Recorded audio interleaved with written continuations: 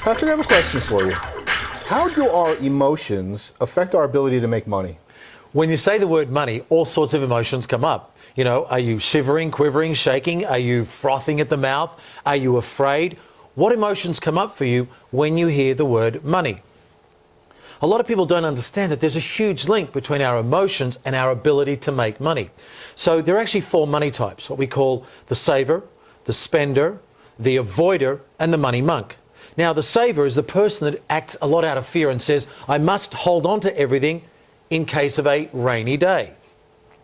The spender has very little respect for money and just goes out and blows it, either because they've never been taught to respect money or because there's some other inner emptiness that they're trying to fill.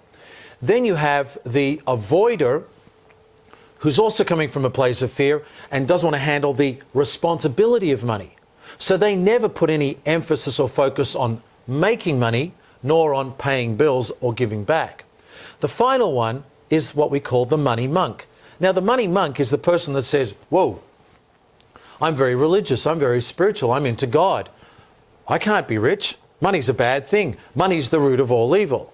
And yet, the scriptural quote is, the love of money is the root of all evil. Meaning, when the only thing you think about is money, then money takes over your life. So there's 4 simple examples to say each of us fits into one of those categories. What we want to ultimately be is in a place of balance, where we respect money, we don't have a fear of money, but we also understand the power of money, that money itself can lead to financial freedom.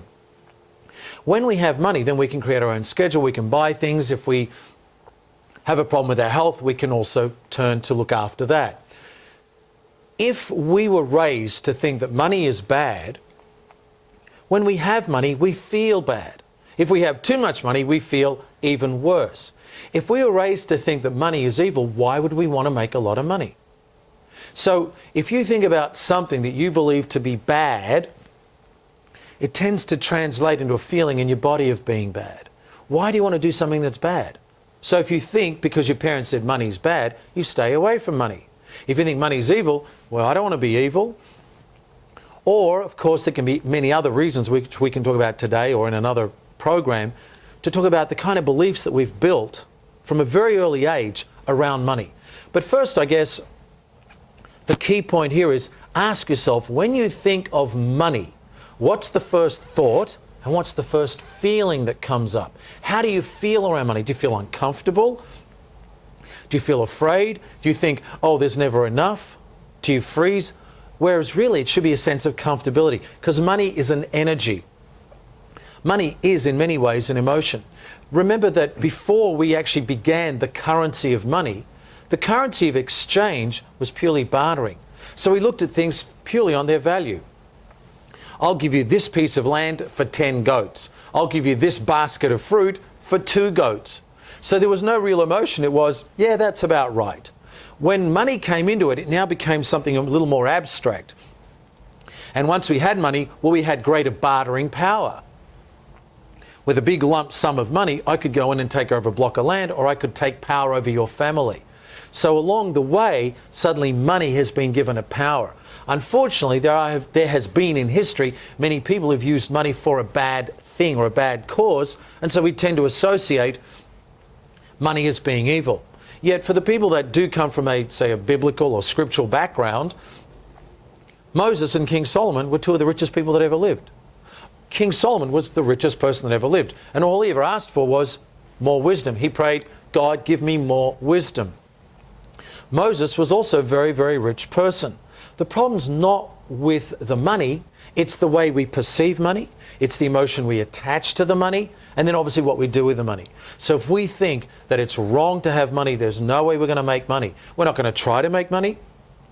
We're not going to think about money. And then when we get it, what are we going to try and do if we think it's bad? Push it away. How do we know if we think that? Well, I mean, I don't think that, but maybe I think that.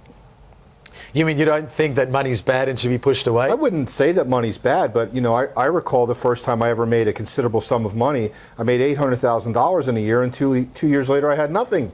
Right, so my first question is, you've heard me talk before about the law of deservedness. You get only what you subconsciously believe you deserve and no more, otherwise you sabotage it. So the question to you is Is it okay to have $800,000? Does it feel okay? Now, maybe it does today, but maybe it didn't back then.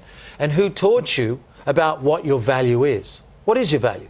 Is your value capped at $50,000 a year, $100,000 a year? What is your real value? And are you allowed to be successful? Are you even allowed to be more successful than your parents were? And these are things I'd like to talk about in some future programs. Yeah. But the key question is, and you can write it out or dim the lights and just get in a relaxed state and think about, what was my earliest experience around money? What did my parents do with money? What did I see them doing? Were they always fighting? Were they saying, like my mother, I'm not the Bank of England. Money doesn't grow on trees. Right. So instantly I'm thinking, oh, there isn't enough. I've got to be really careful with this. I've got to protect it. And when I think about my earliest experience, I think about always checking in my pocket to make sure my coins are safe, that there's no hole in my pocket. So I grew up with this, what we call a lack mentality, simply meaning there either isn't enough or I'm afraid of losing it. Now that doesn't fully answer your question, because I've just gone off on a slight tangent saying one's a fear of not having enough or losing it. The other is, do I even deserve to have that money, to have a full pocket of money? Well, you've mentioned a few exercises. What can my friends do to figure out what their situation is regarding money? How do they feel about money? Well, in my Law of Deservedness program, I actually have a full exercise where I have nice soft music, dim the lights, take in a few deep breaths, and start to just visualize first, what were your early experiences around money? What did you see your parents doing? What did you hear them saying about money? And how did they react with you when it came to money? Did they give you pocket money? Did you have to work hard for it? In my case, I almost never got it. It was inconsistent, and I was afraid to ask for it. So I've never been good, or I was never good at asking for money. So visualize, close your eyes, relax, meditate, think about what were your earliest memories. Also, you can just jot down some sentences, money is, or how do I feel about money? How do I feel when I have money? How do I feel when I don't have money? How would I feel, notice the conditional tense, how would I feel if I had, and then put an amount, $100,000 in front of me. Now your instant reaction would be, oh, I'll go and buy this and this and this. But how would you feel walking around knowing you have $100,000? Are you okay with that? Or is it wrong? Is someone going to punish you? Should you feel guilty for having that money? Is someone else going to suffer or miss out because you have that money? So there's some of the questions you can ask. But I think we should really revisit this and go in even more detail. In our next free video,